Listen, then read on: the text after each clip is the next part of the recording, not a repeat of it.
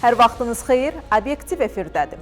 Müzakirə mövzumuz qeyri-formal məşğulluqdur. Təsəvvür edin, insan illərlə çalışır, amma əmək müqaviləsi yoxdur. Sabah səhhətində problem olsa, istehsalatda zərər görsə və ya pensiya yaşına çatsa, onun zəhmətinin izini tapmaq çətin məsələdir. Halbuki hər bir işçi öz əməyinin qarşılığında təhlükəsizlik, sosial təminat və hüquqi müdafiə gözləyir. Bugünkü buraxılışda qeyri-formal məşğulluğun işçilərin həyatına necə təsir etdiyini, onları hansı risklərlə üz-üzə qoyduğunu və bu vəziyyətdən çıxış yollarını müzakirə edəcəyik. Qeyri-formal məşğulluq, əmək müqaviləsi və ya xidməti müqavilə bağlanmadan fəaliyyət göstərmək, sahibkarlıq fəaliyyətinin və mülkiyyətində olan kənd təsərrüfatına yararlı torpaqdan istifadənin rəsmiləşdirmədən həyata keçirilməsi, yerli özünü idarə etmə orqanlarında uçota durmadan ailə kəndli təsərrüfatından qazanc əldə edilməsi, bunlar hamısı qeyri-formal məşğulluqdur. Bunun nəticəsi nə ola bilər? İşə götürənin işçi qarşısında öhdəliklərindən, vergi, sosial və digər məcburi ödənişlərdən yayılması, işçinin əmək və sosial hüquqlarının ciddi şəkildə pozulması, əmək məhsuldarlığının aşağı olması, istehsal və xidmətlərin keyfiyyətsizliyi baş verir. Sizin gələcək rifahınız verdiyiniz qərarlardan asılıdır. Əmək müqaviləsi imzalamağı unutmayın. Bizimlə qalın, qonağımızla söhbətə birazdan başlayırıq. Sosial sahə bu həftədə həm dəstək layihələri, həm də yeni təşəbbüslərlə yadda qalıb. Şəhid ailələri ilə keçirilən görüş, inklüziv inkişaf layihələri və qadınların məşğulluğu ilə bağlı mühüm addımlar diqqət çəkir. Həftənin sosial xülasəsinə birlikdə nəzər salaq. Bizimlə birbaşa bağlantıda Dost TV-dən həmkarım Mehridir. Mehri, hər vaxtınız xeyir, söz sizdə. Hər vaxtınız xeyir xanım, sizi və izləyicilərinizi Dost TV-nin studiyasından salamlayıram. İndi isə sizə həftənin son sosial xəbərlərini çatdıracağım. Martın 6-sında Heydər Əliyev Fondunun dəstəyi ilə Mənim oğlum qəhrəmandır layihəsi çərçivəsində Müqəddəs Ramazan ayı və 8 Mart Beynəlxalq Qadınlar Günü münasibəti ilə tədbir təşkil olunub. Müqəddəs Ramazan ayına təsadüf edən tədbir çərçivəsində iftar süfrəsi açılıb. Bu barədə rəsmi Instagram hesabında paylaşım edən fondun vitse-prezidenti Leyla Əliyeva şəhid ailələri ilə birlikdə iftar süfrəsində iştirak edib, onlarla həmsöhbət olub. Dost İnklüziv İnkişaf və Yaradıcılıq Mərkəzində imkanlar hər kəs üçün sosial əhəmiyyətli layihəyə başlanılıb. Layihə BMT-nin Ümumdünya Şəhərsalma Forumunun 13-cü sessiyası öncəsi BMT-nin məşğullaşma proqramı və Dövlət Şəhərsalma və Arxitektura Komitəsinin birgə təşəbbüsü ilə keçirilən Azərbaycan Şəhərsalma kampaniyası çərçivəsində Dost İnklüziv İnkişaf və Yaradıcılıq Mərkəzi tərəfindən təşkil olunub. Qadınların əmək bazarına çıxış, məşğulluq imkanlarının artırılması istiqamətində görülən işlər çərçivəsində Dövlət Məşğulluq Agentliyi tərəfindən son bir ildə 69.500 qadın işlə təmin edilib. Ötən il özünü məşğulluq proqramı üzrə 6500-dən çox qadın üçün kiçik ailə təsərrüfatları yaradılıb, həmçinin peşə hazırlığı kurslarına cəlb olunmuş 18.400 şəxsdən 11.800 nəfərini qadınlar təşkil edib. Dövlət Tibbi Sosial Ekspertiza və Reabilitasiya Agentliyinin Səsiniz Olaq adlı onlayn surdo tərcümə xidmətindən indiyədək eşitmə və nitq məhdudiyyətli 410 şəxs faydalanıb. Bu xidmət eşitmə və nitq məhdudiyyətli şəxslərin müraciətlərinin üçüncü tərəfə ötürülməsini təmin edir. Xidmətdən yararlanmaq üçün vətəndaşlar 055 213 1987 əlaqə nömrəsinə, WhatsApp və ya Telegram platformaları vasitəsilə müraciət edə bilərlər. Bizim bugünlük çatdıracaqlarımız bu qədər. Obyektivi izləmədə qalın. Təşəkkür edirəm Mehri. Bizimlə birbaşa bağlantıda Dost TV-dən həmkarım Mehri idi. Obyektivdə qeyri-formal məşğulluqdan danışacağıq. Mövzunun müxtəlif tərəflərini daha aydın şəkildə izah etmək həm işçilər, həm də işə götürənlər üçün vacib olan məqamları çatdırmaq üçün qonağımızla söhbətə başlayırıq. Dövlət Əmək Müfəttişliyi Xidmətinin Bakı Şəhər İdarəsinin rəis müavini Anar Şabanov studiyamızdadır. Anar müəllim, xoş gəlmisiniz, xoş gördük sizi studiyamızda. Təşəkkür edirəm. Anar müəllim, istərdim bu qeyri-formal məşğulluğa bir ümumi yanaşma ilə başlayaq. Əvvəlcə tamaşaçılarımız üçün onu aydın edək ki, qeyri-formal məşğulluq nə deməkdir, əməklə bağlı hansı halları əhatə edir və ölkəmizdə vəziyyət necədir? Aydındır. İlk öncə tamaşaçılara salamlayıram. Deməli, qeyri-formal məşğulluq əmək bazarında ən aktual problemlərdən biri olaraq qalmaqdadır. Qeyri-formal məşğulluq ilk öncə nədir, nəyi özündə etibar edir, o məsələlərə aydınlıq gətirək. Qeyri-formal məşğulluq Əmək Məcəlləsində nəzərdə tutulmuş qaydada əmək müqaviləsi hüquqi qüvvəyə minmədən işə götürənlərin fiziki şəxsləri hər hansı işlərin yerinə yetirilməsinə cəlb edilməsidir. Yəni əmək müqaviləsi bağlamadan hər hansı fəaliyyətlə məşğul olmasıdır. Bununla bağlı qeyri-formal məşğulluq həm işçilərə, həm də dövlətə mənfi nəticələr yarada bilir. Belə ki, işçilər baxımından işçilər sosial təminatlarından yararlana bilmirlər. Dövlət baxımından isə vergi və digər məcburi sosial sığorta ödəmələrinin azalmasına gətirib çıxarır. Və bütün bunlarla bağlı nəzarət orqanları, eyni zamanda Əmək və Əhalinin Sosial Müdafiəsi Nazirliyi yanında Dövlət Əmək Müfəttişliyi Xidməti müvafiq tədbirlər görür. Çox gözəl bir məqama toxundunuz. Qeyri-formal məşğulluğun azaldılması dövlətin prioritet istiqamətlərindən biridir. İstərdim bu mövzuya da aydınlıq gətirək ki, bu istiqamətdə son illər hansı işlər görülüb? Sadalanan bu məsələlərlə bağlı aidiyyəti dövlət orqanları müvafiq tədbirlər həyata keçirirlər. Belə ki, aidiyyəti tədbirlər dövlət nəzarətinin gücləndirilməsi, eyni zamanda maarifləndirmə tədbirləri, burada həm işçilərin, həm işə götürənlərin maarifləndirilməsi, məşğulluq proqramları, dövlət nəzarətinin gücləndirilməsi, eyni zamanda vergi və digər sosial sığortaya sahib islahatları misal göstərmək olar. Göstərilən bu tədbirlər qeyri-formal məşğulluğun qarşısının alınması istiqamətində müsbət nəticə verir. Anar müəllim, təmsil etdiyiniz Dövlət Əmək Müfəttişliyi Xidmətinin qeyri-formal məşğulluğun qarşısının alınmasındakı funksiyası və rolu nədən ibarətdir? Aydındır. Bildiyimiz kimi Əmək və Əhalinin Sosial Müdafiəsi Nazirliyi yanında Dövlət Əmək Müfəttişliyi Xidməti əmək qanunvericiliyinə əməl olunması sahəsində dövlət nəzarətini həyata keçirir. Yəni burada işçilərlə əmək müqaviləsi bağlamaq, onların əmək münasibətlərini tənzimləmək əsas fəaliyyət istiqamətlərimizdən biridir.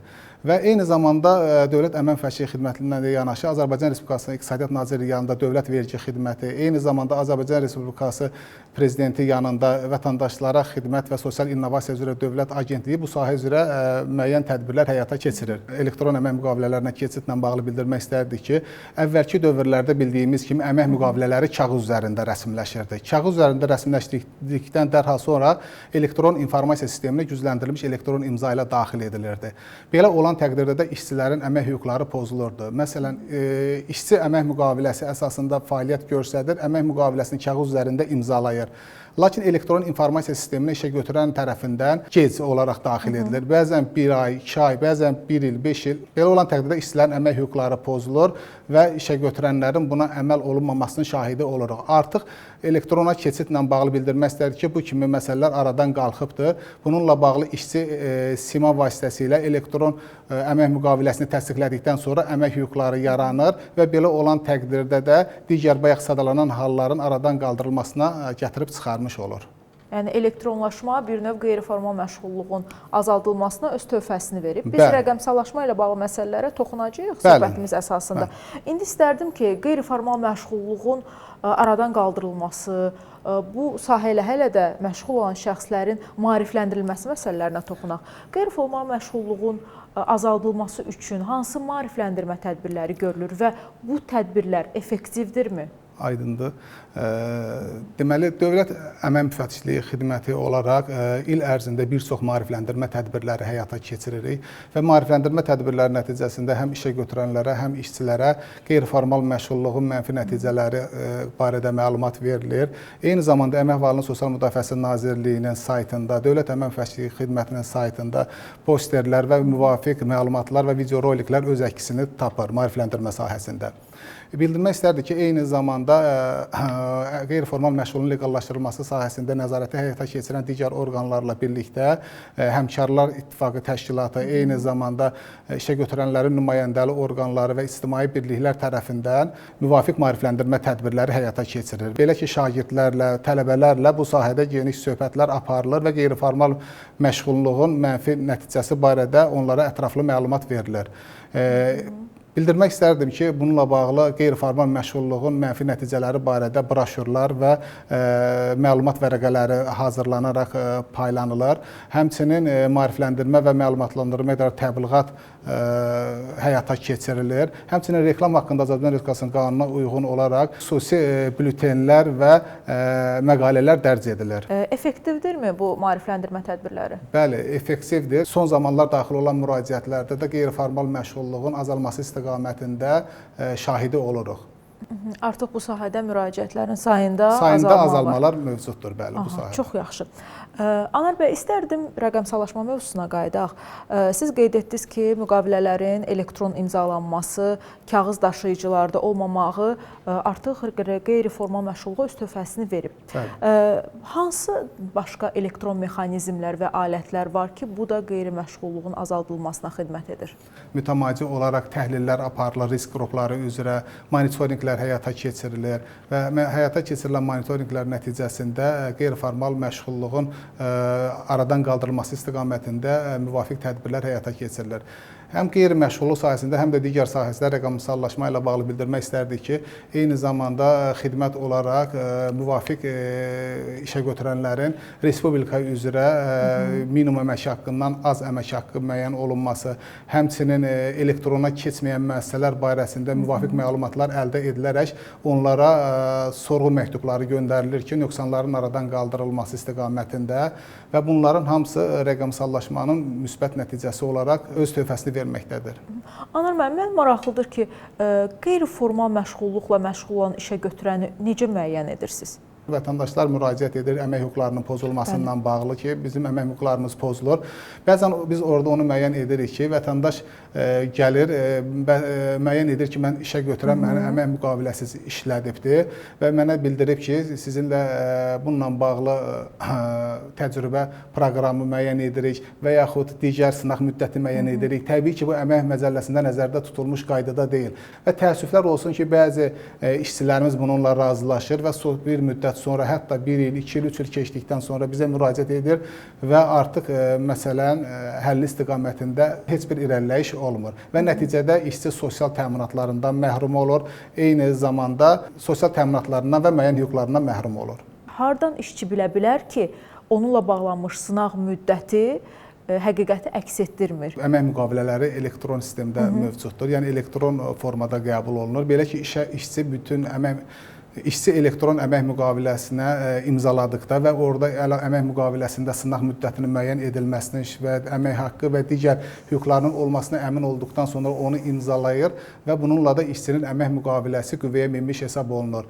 Və buradan da işçilərə və vətəndaşlara bir tövsiyə xarakterli müraciət edirik ki, istənilən halda əmək müqaviləsi bağlanılmadan heç bir halda işlərin yerinə yetirilməsinə cəlb edilməsinlər. Əmək müqaviləsini elektron qaydada bağladıqdan sonra əmək fəaliyyətinə başlasınlar. Anar müəllim, qeyri-formal məşğulluğun işçilər üçün yaratdığı fəsadlar və risklər nədən ibarətdir? Bununla bağlı bildirmək istərdim ki, işçilər bütün hüquqlarından məhrum olunur. Yəni, minimum əmək haqqı, məzuniyyət məsələsi, sosial sığorta, eyni zamanda əmək müqaviləsinin müvəqqəti itirilməsinə görə müavinət, güzəştli ipoteka, bədbəxt hadisələr nəticəsində xəsarət alan şəxslərin sosial ödəntilərdən məhrum olması, eyni zamanda sağlam və təhlükəsiz əmək şəraitinin təmin edilməməsi nə dair bütün təminatlardan məhrum edilirlər. Bir məqama da toxunaq. İşə götürənin qeyri-formal məşğulluqla əlaqəli fəaliyyət göstərdiyi müəyyən edildikdə hər hansı cəza mexanizmləri varmı?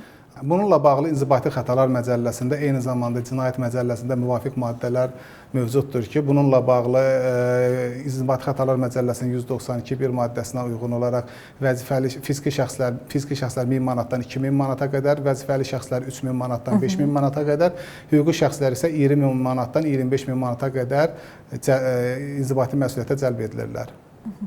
Vətəndaş bu kimi hallarla üzləşdikdə Dövlət Əmək Müfəttişliyi Xidmətinə necə və hansı qaydada müraciət edə bilər? Bununla bağlı Bakı Şəhər İdarəsində yerləşən dost mərkəzlərində bizim Nazirliyi, Əmək və Əhalinin Sosial Müdafiəsi Nazirliyinin 142 çağrı mərkəzi, Dövlət Əmək Müfəttişliyi saytının elektron poçt ünvanına müraciət edə bilərlər.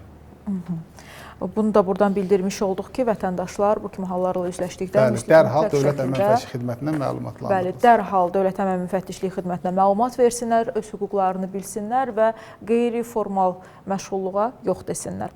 Anar müəllim, sizə təşəkkür edirəm. Çox sağ olun, mən bugünkü söhbətimiz üçün. Maarifləndirmə prosesində iştirak etdik birlikdə sizinlə. Ümid edirəm ki, bizi izləyən vətəndaşlar üçün də faydalı bir buraxılış oldu. Minnətdaram. Təşəkkür edirəm. Qonağımızla söhbətdən bu qədər. Qeyri-formal məşğulluğa qarşı mübarizə hər kəsin məsuliyyətidir. Birgə mübarizə daha güclü nəticə verir. Əmək hüquqlarımızı qoruyaq.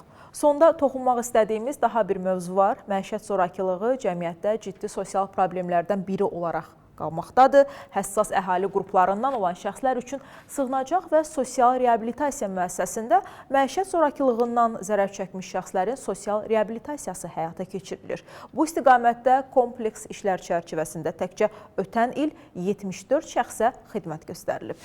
Bilirik ki, məişət zorakılığından əziyyət çəkən şəxslər artıq dövlətin qayğısına güvənə bilir və əhalinin, həssas əhali qrupunun xüsusilə məişət zorakılığına məruz qaldığı zamanda dövlət tərəfindən onlara ayrılmış sığınacaq və sosial reabilitasiya mərkəzi 2021-ci ilin 1 avqustundan artıq fəaliyyət göstərir.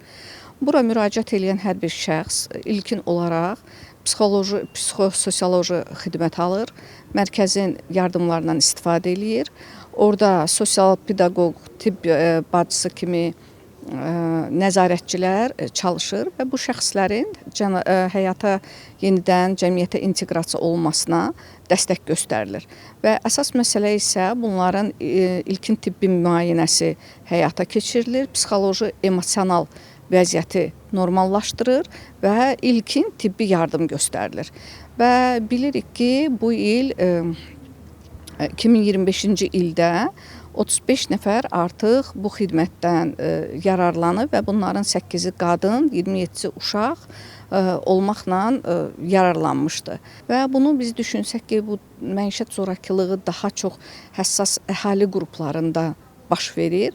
Ona görə də düşünürəm ki, bir vətəndaş cəmiyyəti üzvü olaraq da hər zaman biz əhali arasında bu maarifləndirmə prosesini davamlı şəkildə həyata keçirtməliyik.